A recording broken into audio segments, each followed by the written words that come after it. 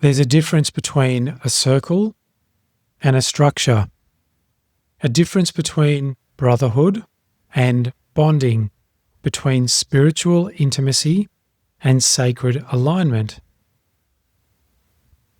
You can sit in a room with 100 men, around a fire with 10 men, with a caring facilitator, and still not be held.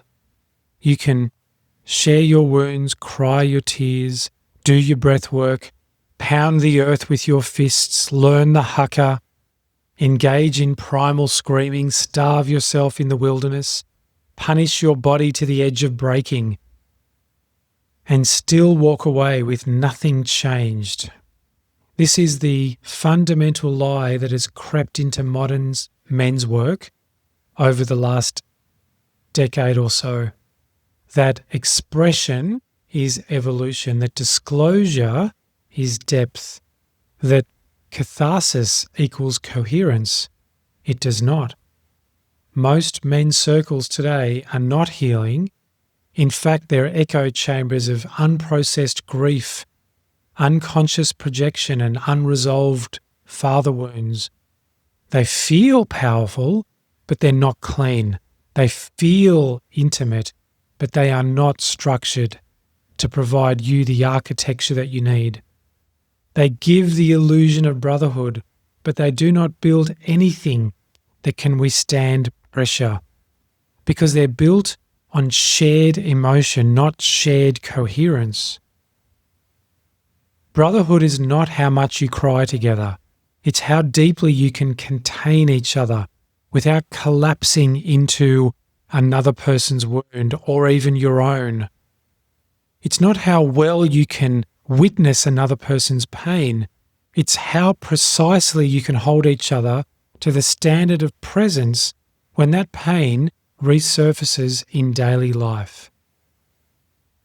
Most men's spaces have become arenas of spiritual bypass and performative empathy, where the loudest cries are mistaken for the strongest men and the most powerful leadership, where esoteric language replaces integrity, where men invent gods and guides and galactic lineage or imagined metaphysical powers, so they don't have to admit that they're still afraid to tell their partner the truth.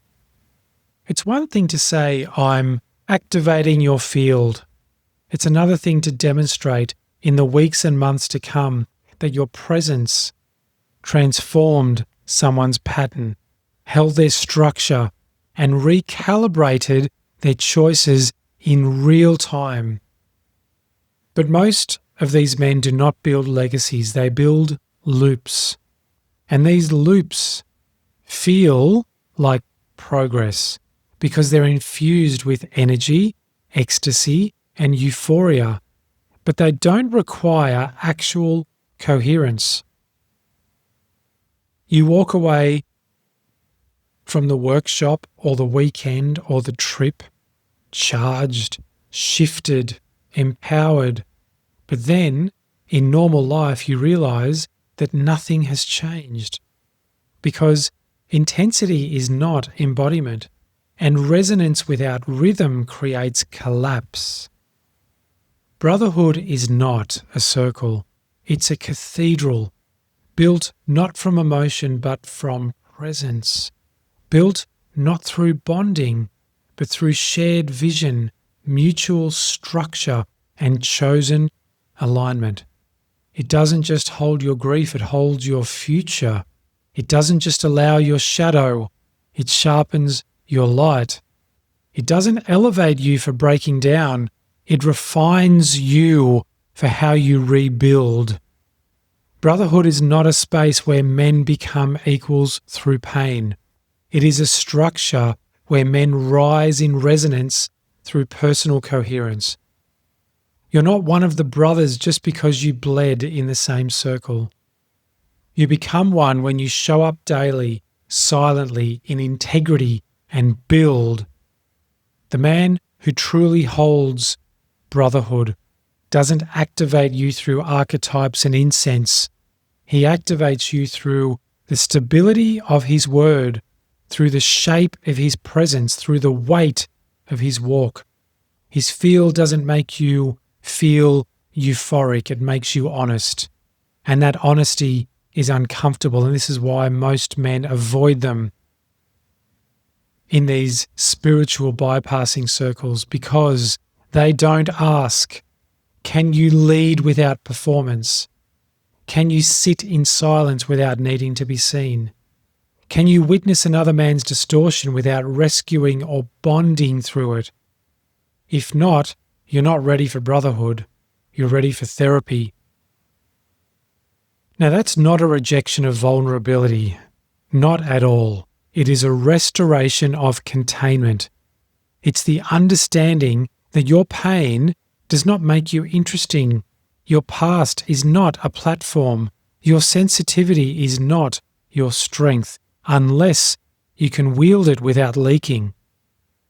A brother, a true brother, does not validate your wound. He refines your architecture. He doesn't collapse into your chaos. He upholds a standard that makes chaos incompatible with the space. This is how sovereign men forge brotherhood, through commitment, through challenge, through coherence held over time. Not through the spotlight, not through the medicine circle, not through the mentor and prophet channeling your trauma back to you as if he's activated your ancestral lineage or unlocked dormant DNA.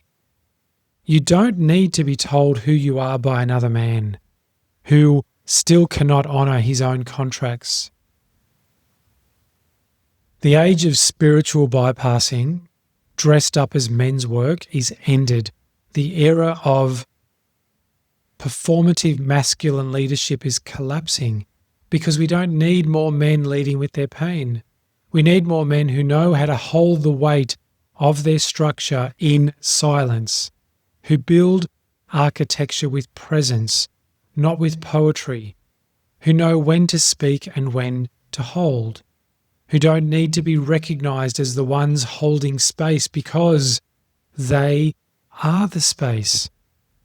True brotherhood is clean, and it doesn't begin with fire, it begins with form.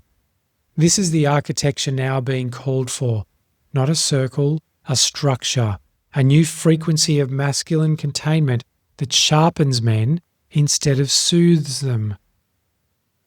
This elevates coherence over catharsis, clarity over comfort, discipline over drama. This builds something you would trust with your life, because that's what true brotherhood really is. Not a feeling, a foundation. This is The Architect Speaks.